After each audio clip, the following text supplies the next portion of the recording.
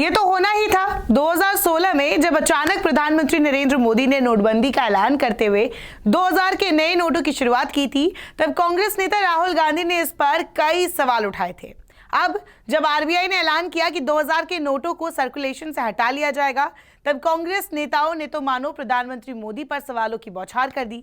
जयराम रमेश से लेकर पवन खेड़ा और श्रीनिवास बीवी तक कई कांग्रेस नेताओं ने ट्वीट के जरिए पुराने जख्मों को ताजा कर दिया है। लेकिन आखिरकार आरबीआई ने अपने ऐलान में क्या क्या कहा है, ऐलान के मायने क्या है, सवालों के जरिए जानते हैं कि आपके सामने ऑप्शंस क्या क्या है। सबसे पहला सवाल कि आखिरकार 2000 रुपए के नोटों को क्यों वापस लिया गया। 19 मई को अपने ऐलान से 2016 की उन यादों को ताजा कर दिया जब नोटबंदी की गई थी। हालांकि 2000 के नोट पूरी तरह से बैन नहीं किए गए हैं, ये लीगल टेंडर में है, बस सर्कुलेशन से हटाया जाएगा। 30 सितंबर तक लोगों को 2000 के नोट अपने अकाउंट में जमा करवाने होंगे या फिर किसी भी बैंक के ब्रांच में जाकर एक्सचेंज करवाने होंगे। लेकिन अगर ये पूछे कि आरबीआई ने ये फैसला क्यों लिया, तो आपको बता दें इसके पीछे कई कारण हैं। लेकिन आरबीआई ने जो कारण बताया है उसके मुताबिक 2000 रुपए के नोटों को आरबीआई एक्ट 1934 के सेक्शन 24(1) के तहत लाया गया था। इन नोटों को नवंबर 2016 में लाया गया था। 500 और 1000 रुपए के पुराने नोटों के बंद होने के बाद करेंसी रिक्वायरमेंट के चलते इन नोटों को लाया गया था, यानी बाजार में लिक्विडिटी बनी रहे, इसीलिए बड़े नोट लाए गए थे। 2000 रुपए का नोट लाने का उद्देश्य दूसरे नोट यानी 500, 200 और 100 के नए नोट पर्याप्त मात्रा में बाजार में आने के बाद खत्म हो गया था। इसीलिए 2000 रुपए के बैंक नोट्स की प्रिंटिंग 2018 से 19 में बंद कर दी गई थी। बता दें कि आरबीआई अपनी क्लीन नोट पॉलिसी के तहत नोटों को बंद करती है या नए नोट जारी करती है। लेकिन अब ये क्लीन नोट पॉलिसी क्या है? ये आरबीआई की एक पॉलिसी है जिसपे वो जनता को अच्छी क्वालिटी के बैंक नोट उपलब्ध कराना सुनिश्चित करता है।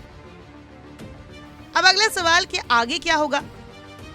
2000 रुपए के नोटों के सर्कुलेशन से बाहर होने के बाद भी ये नोट वैध रहेंगे। आरबीआई के मुताबिक 30 सितंबर 2023 तक इन्हें बैंकों में जमा कराया जा सकता है और नोटों की बदली की जा सकती है। अब अगला सवाल कि क्या 2000 रुपए के नोट लीगल टेंडर बने रहेंगे। आरबीआई ने कहा है कि 2000 रुपए के बैंक नोट लीगल टेंडर बने रहेंगे, मतलब इसे 30 सितंबर तक तो मार्केट में आप यूज कर सकते हैं। मतलब कोई भी आपसे 2000 रुपए लेने से मना नहीं कर सकता। अब अगर पूछे कि आपके पास 2000 रुपए का नोट है तो क्या करेंगे?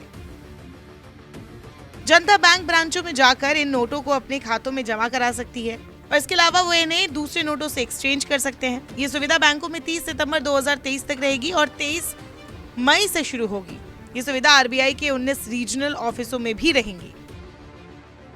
अब अगर ये पूछे कि 2000 रुपए के नोटों को बदलवाने के लिए कोई लिमिट सेट की गई है। आपके पास जितने भी 2000 रुपए के नोट हैं वे सब आप बदलवा सकते हैं, लेकिन एक बार में सिर्फ 20,000 रुपए तक ही एक्सचेंज किया जा सकता है। अगला सवाल, किसी का बैंक अकाउंट ना हो तो वो क्या करेगा? आपके पास बैंक अकाउंट नहीं है तो भी आप बैंक ब्रांच में जाकर 2000 रुपए का नोट बदलवा सकते हैं। अब चलिए जानते हैं आरबीआई के ताजा नियम क्या है। आरबीआई ने बैंकों से नए 2000 के नोट जारी करने पर तुरंत रोक लगाने को कहा है। नोटों की बदली के लिए सभी बैंकों को निर्देश भी भेज दिए गए हैं। इस समय बाजार में कितने 2000 रुपए के नोट हैं? अगर ये पूछे तो आपको बता दें 31 मार्च 2023 को 3,62,00,000 रुपए मूल्य के ही 2000 के नोट बाजार में चलन में थे। इन नोटों का सर्वाधिक सर्कुलेशन 31 मार्च 2018 को 6,73,00,000 रुपए था, जो कुल नोटों का करीब 10% है। वही एक सवाल ये भी है कि अगर बैंक पैसे लेने से मना कर दे तो क्या कर सकते हैं? अगर बैंक 2000 के नोट लेने से इनकार करता है तो व्यक्ति पहले बैंक प्रबंधन को शिकायत कर सकता है। 30 दिन के अंदर अगर बैंक की ओर से कोई जवाब नहीं मिलता है तो आरबीआई ने इसके लिए भी तैयारी की है। आप आरबीआई की शिकायत प्रबंधन पोर्टल cms.rbi.org.in पर शिकायत कर सकते हैं। आरबीआई ने स्पष्ट किया है कि एक्सचेंज सुविधा का लाभ उठाने के लिए लोगों को कोई फीस या जुर्माना नहीं देना होगा। इसके अलावा बैंकों को निर्देश दिया गया है कि ये वरिष्ठ नागरिकों और विकलांग व्यक्तियों को होने वाली असुविधा को ध्यान में रखकर व्यवस्था बनाएं।